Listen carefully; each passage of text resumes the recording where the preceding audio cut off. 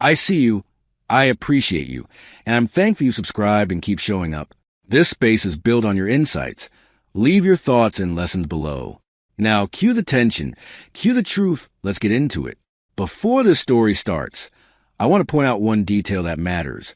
When somebody answers a boundary with mockery instead of care, the issue is usually not the other person. It is their comfort with disrespect. In this story, the warning sign was not only that my wife kept making room for another man, it was that she wanted me to feel unreasonable for noticing. That is the kind of moment people talk themselves out of, and it usually costs them more later. If you have ever watched somebody call disrespect nothing and then act shocked when everything falls apart, this story is going to hit hard. Stay with me all the way through, because what starts with one sentence in a marriage turns into consequences nobody can talk their way out of. Like, share, and subscribe for more real relationship drama stories with lessons that stay with you. My name is Ellis Mercer, and the year my marriage cracked open, I was 38 years old, living on the west side of Detroit in a brick duplex we rented near a bus line that never ran on time in winter. I managed facilities operations for a private rehab hospital in Dearborn, which meant I was the person people called when a boiler coughed, a generator hiccuped, or an inspection report came back with red marks all over it. My life ran on logs, vendor calls, laminated checklists, and coffee that tasted like burnt pennies. I liked it that way. Predictable work made me feel steady, even when nothing else did. My wife, Rochelle, was 34 and worked part-time at a community arts nonprofit downtown, the kind of place that hosted teen mural workshops and jazz fundraisers in converted warehouses with exposed pipes and soft yellow lights. She had taste. Everybody said that first. She knew how to turn a thrift store lamp into something elegant and how to make a room feel curated with 3 candles and a bowl of lemons.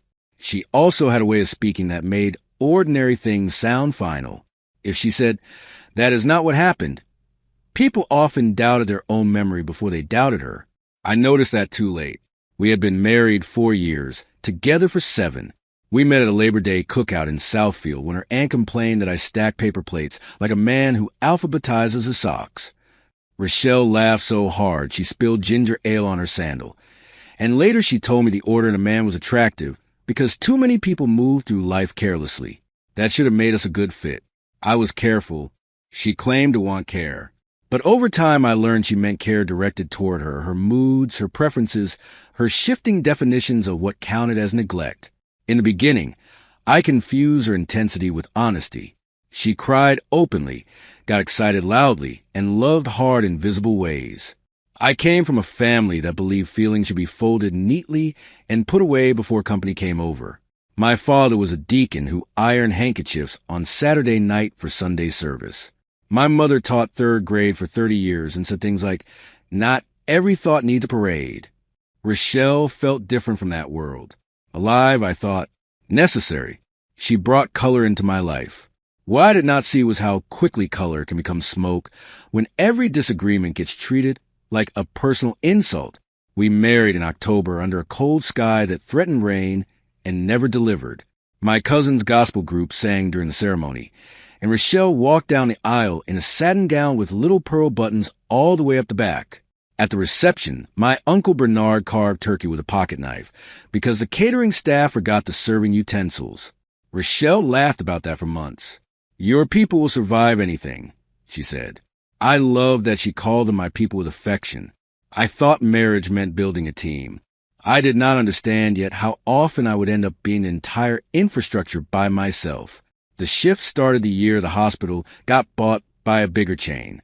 New ownership meant audits, vendor cuts, emergency meetings, and 12-hour days that became 14 before I realized it. I was not chasing a title for ego. I was protecting my department from layoffs and trying to keep my crew from getting blamed every time some executive in a fitted suit made a bad decision from a conference room in another state. Rochelle said she understood. She even kissed my forehead one morning and told me, "Do what you need to do. I know this season is heavy." I held on to that sentence longer than I should have. Understanding, in Rochelle's hands, had an expiration date. At first it showed up as comments tossed into the sink water while she washed produce or adjusted earrings in the hallway mirror.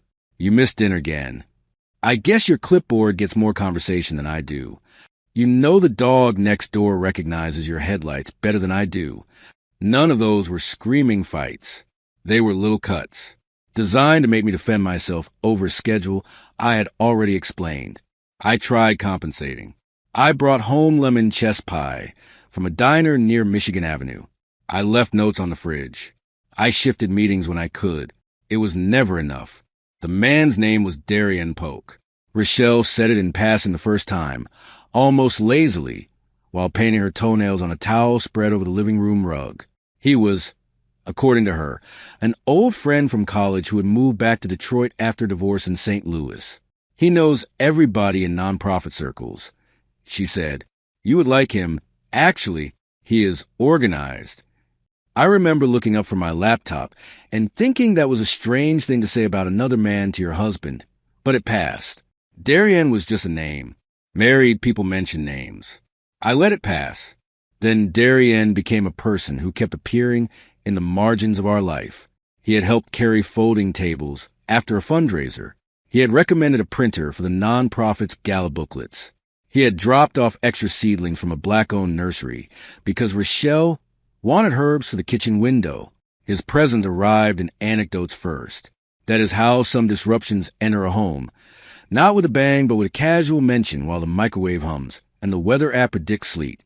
If I asked a question, Rochelle answered quickly, sometimes too quickly, as if curiosity itself was a nuisance she needed to swat aside. I did make one early decision that could have gone another way. I could have pressed harder then, asked to meet him, made my discomfort plain, maybe even drawn a line while the matter was still abstract. Instead, I told myself I was not a suspicious man and did not want to become one just because my hours were long and my wife had a social world that included other adults. My father used to say insecurity makes a person volunteer for humiliation before anyone else asks. I did not want to audition for that role. So I stayed measured, and Rochelle mistook me for blind. Winter came down hard that year. The sidewalks crusted white. Salt stained everybody's boots.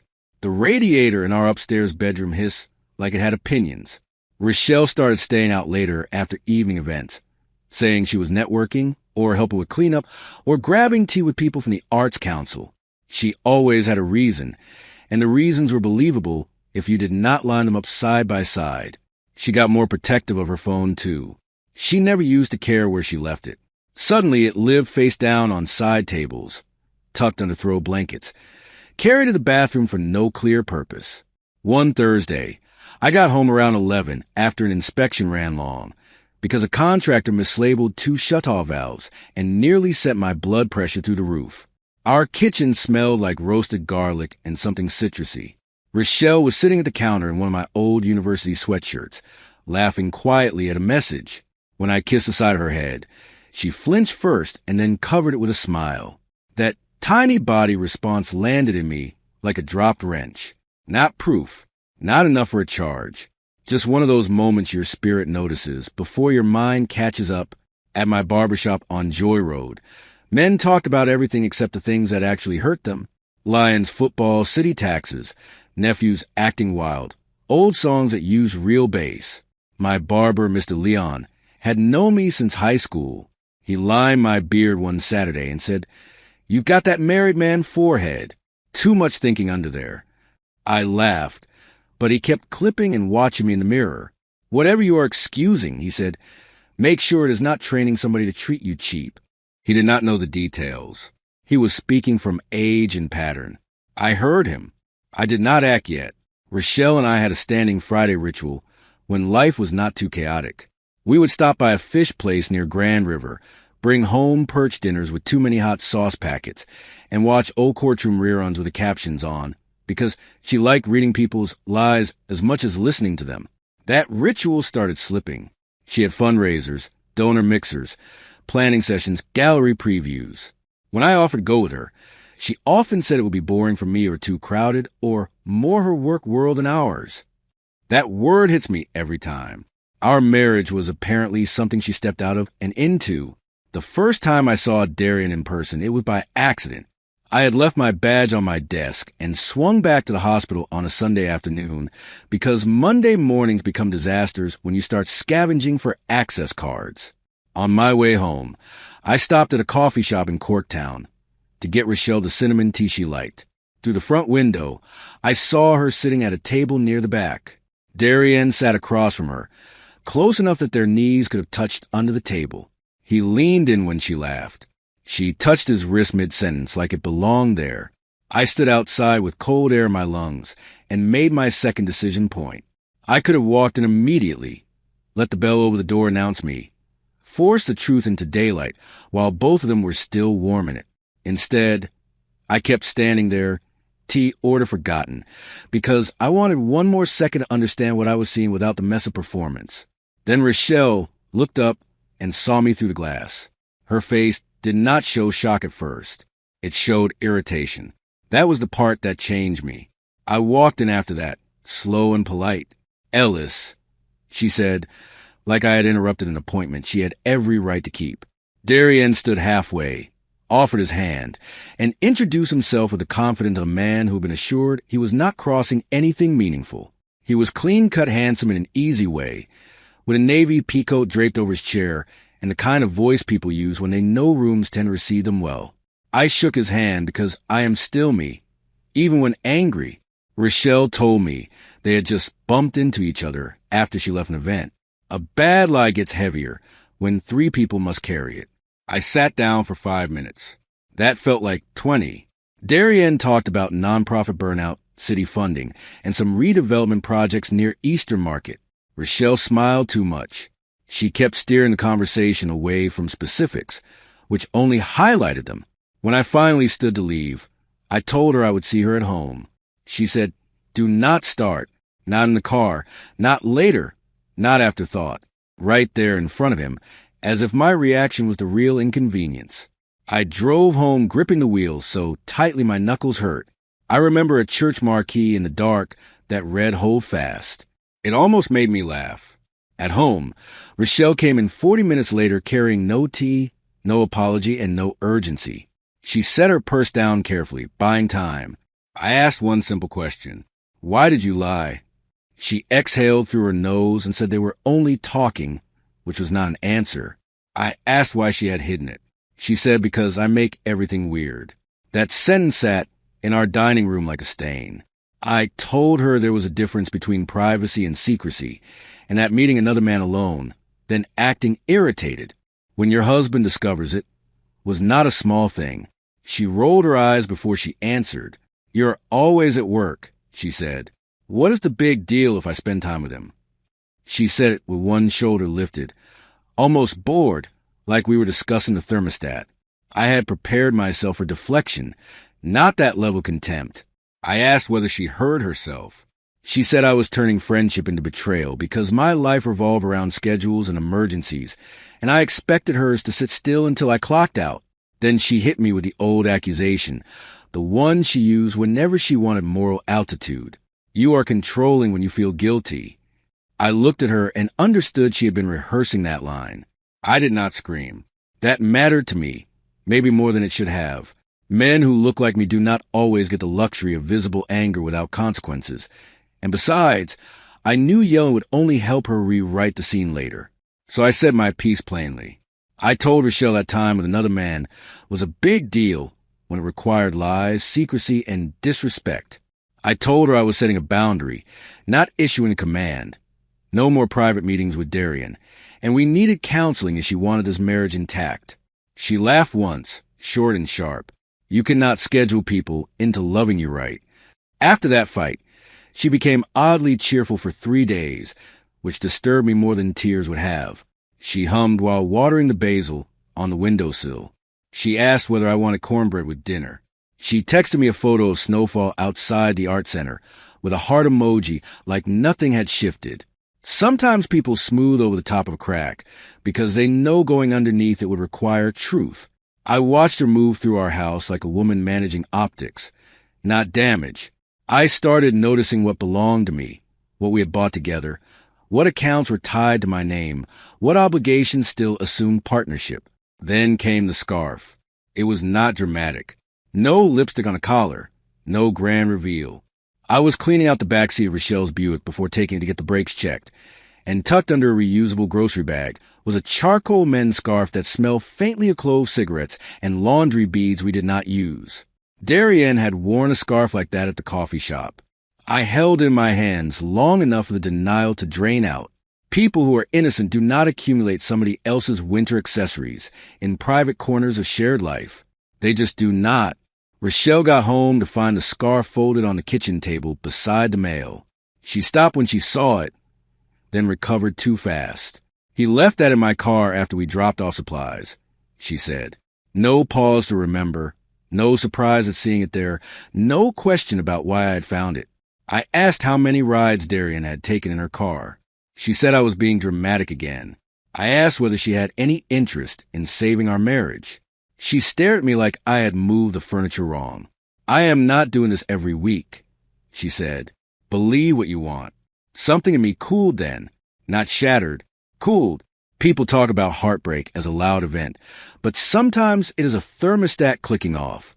That same night, after Rochelle went upstairs and shut the bedroom door harder than necessary, I sat at the dining table with a legal pad and wrote down facts.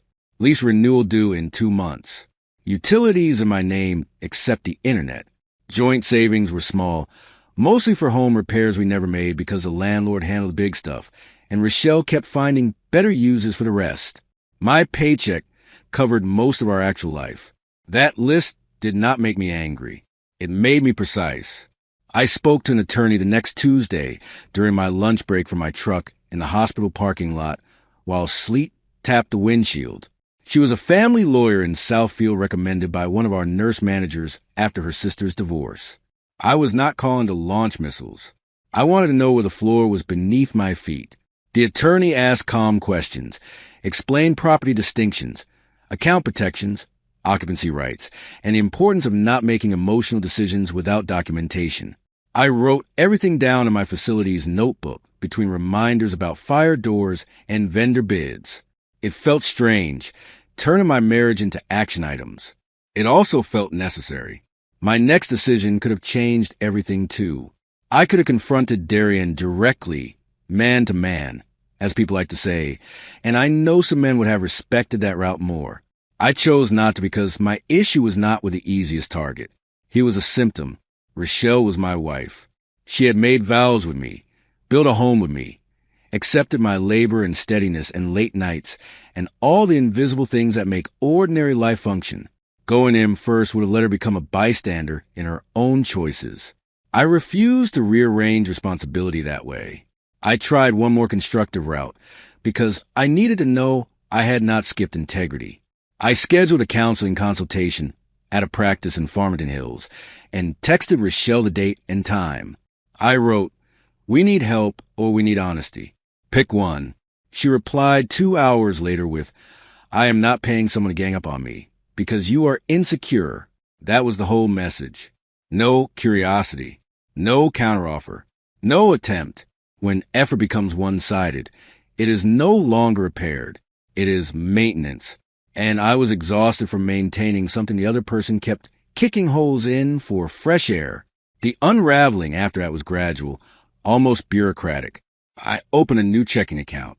I moved my direct deposit. I copied insurance papers, tax returns, the title paperwork for my truck, and the receipt for the upright freezer in the basement that I had bought after my mother taught me that black families should always have enough food put away for emergencies. I did not sneak. I acted discreetly. There is a difference. I also began sleeping in the guest room downstairs, near the washer and dryer, where the pipes clicked at night, and the little basement window showed only snow crust and passing headlights. Rochelle noticed, of course. She just misread what she was seeing. She thought my withdrawal was sulking, another version of me waiting to be soothed back into usefulness. One night she stood in the guest room doorway wearing a silk bonnet and crossed arms, saying, "You are really doing all this over friend?" I told her I was doing it out of contempt. That word landed. She frowned like it was too academic for the conversation, too exact. "You always make things sound bigger than they are," she said. "No," I answered. "You make them smaller, so you do not have to answer for them." My mother came by one Sunday after church with a foil pan of smothered turkey wings and green beans cooked down the proper way. She had noticed I looked thinner and quieter. Mothers who have kept households together on modest incomes develop a radar for strain. We stood in the kitchen while Rochelle was supposedly out running errands. I did not tell Mama everything. I said enough. Her face settled into that disappointed stillness she wore when a student used a bright mind carelessly. Being busy at work is not permission for betrayal, she said. And confusion is expensive, baby. Do not rent space to it. In early March, with dirty snow piled like old receipts along the curb, Rochelle hosted a planning meeting for an arts fundraiser at our house. Without fully asking me, 5 people crowded around our dining table, eating cheese straws and speaking in nonprofit shorthand. Darien was one of them. I came home to his laugh in my living room and froze in the entryway with cold air still trapped in my coat. Rochelle introduced this setup as if it were perfectly normal. "We are almost done," she said. Darien gave me that same mild nod from the coffee shop, comfortable because she had made him comfortable. I did not create a scene. Instead, I walked upstairs, changed out of my work clothes, and listened to the murmur below while staring at our wedding photo on the dresser. In it, Rochelle's hand rested over mine, both of us smiling in that expensive innocence people celebrate with cake. I thought about coming downstairs and telling everybody to leave.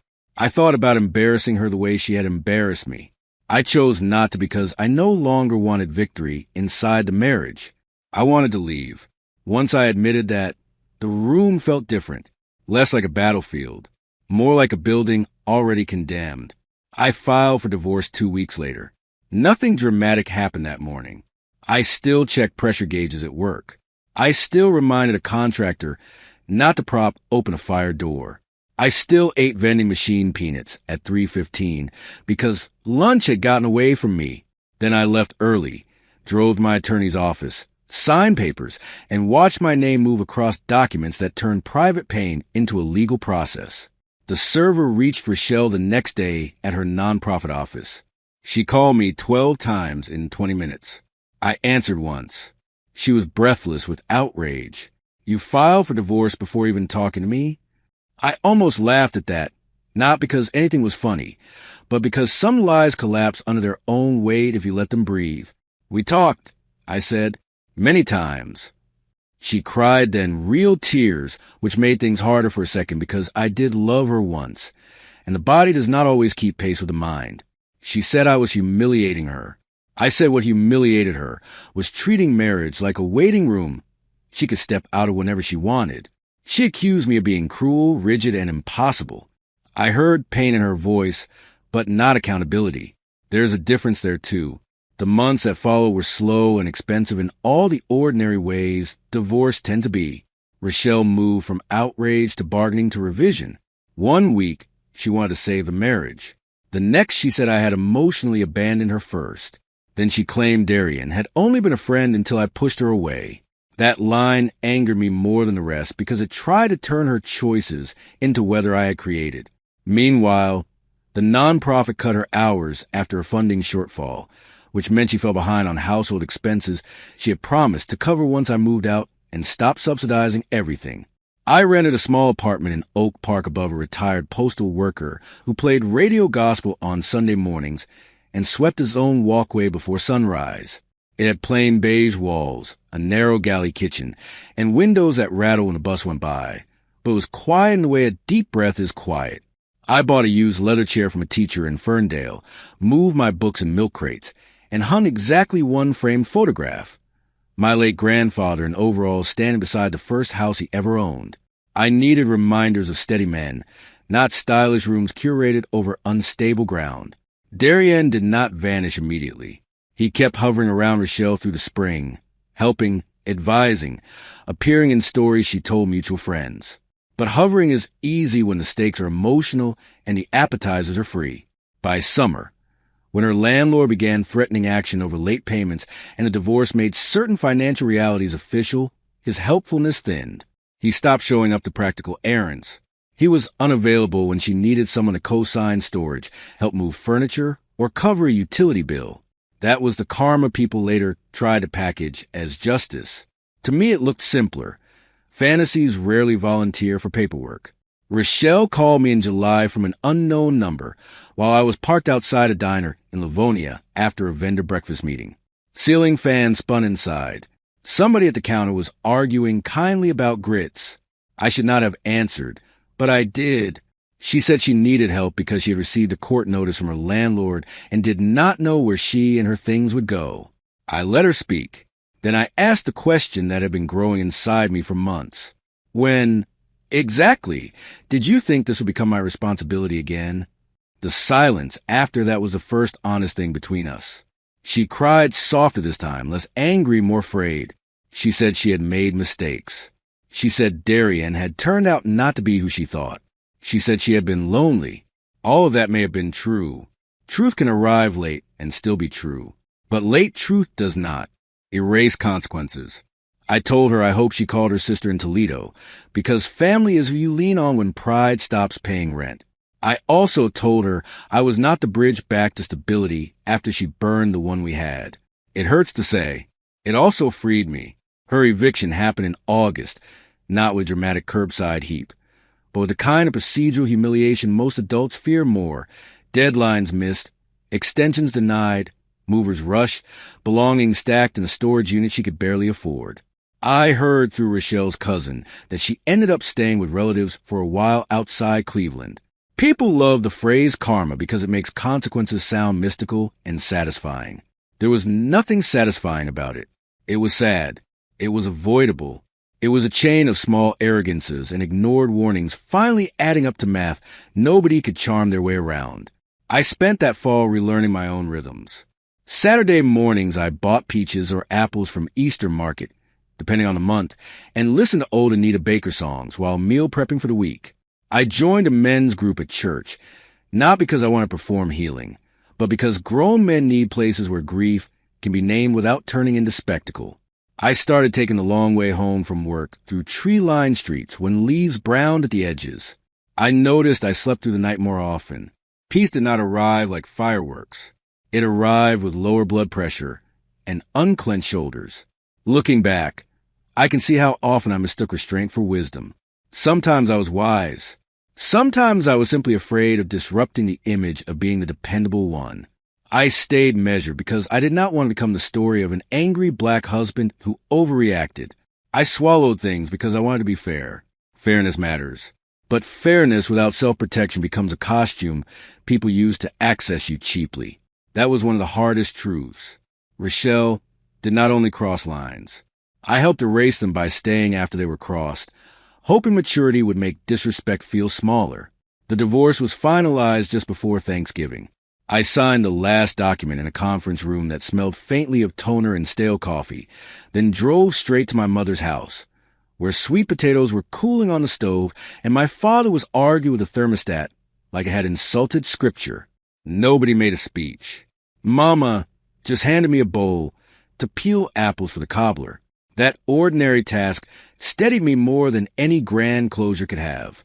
Life does keep moving, not because pain is fake, but because dishes still need drying, and somebody still has to season the greens properly. The last time I saw Rochelle was by chance the following spring in a grocery store in Southfield. She looked thinner, quieter, less polished. I probably did too in different ways. We stood by the floral cooler with tulips between us like a joke neither of us deserved. She said hello. I said hello back. There was no scene, no apology big enough for a movie, no hidden longing. Just two people who had once built a life and then watched one person treat it like something reusable. I walked away with salmon, asparagus, and a clean conscience. Some endings are not loud. They are exact. If this ending proved anything, it is that boundaries only matter when you are willing to stand on them. Rochelle thought Ellis would keep absorbing the disrespect, and that choice cost her more than she expected. Like this video. Share it with somebody who needs to hear this. And subscribe for more gripping cheating, betrayal, and karma stories told with heart, detail, and real emotional weight. When I think about this story now, I do not think first about Darian or even the divorce papers. I think about the coffee shop window, the scarf in the car, and that planning meeting in my house. Small moments tell the truth long before disaster does. Boundaries are not proven by how many times you repeat them. They are proven by what you do after they are ignored. I did not win anything by leaving Rochelle. I just stopped volunteering to be the cushion for consequences that belong to somebody else. The end.